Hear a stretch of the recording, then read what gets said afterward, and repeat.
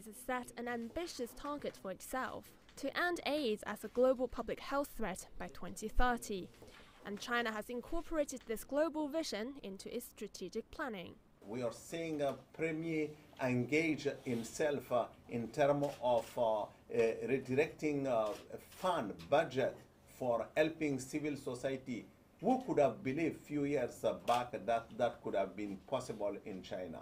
We are seeing growth in terms of number of people put on treatment. The Chinese government has decided to increase its support of AIDS prevention by setting up specific funds and encouraging more social participation.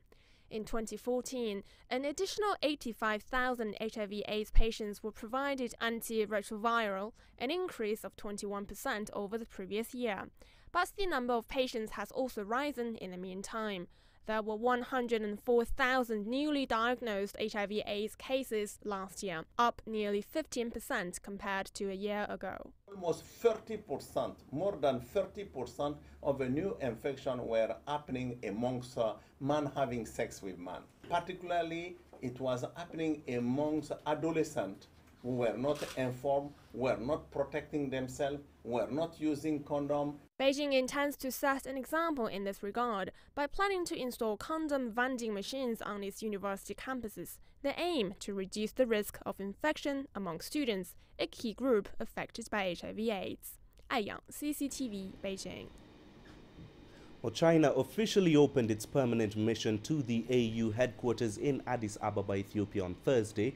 The move is expected to further strengthen its diplomatic relations with the African countries through the Pan-Africa body. This makes China the first country to have a fully dedicated official mission to the African Union Commission. The mission will be led by the newly appointed veteran diplomat Kwang Wei-lin, Chinese Vice Foreign Minister Zhang Ming, and Chairperson of the African Commission, Dr. Nkosazana Dlamini Zuma, inaugurated the mission. Dlamini Zuma hailed the move, saying the AU sees it as an indication of the Chinese commitment towards the development of the continent. The establishment of the mission was announced during Premier Li Keqiang's visit to the AU headquarters last year. African Union has the very important role in promoting the integration, solidarity, cooperation and development in Africa. So the cooperation between China and AU will help both of us in-depth development in various fields. I think it is far-reaching significance.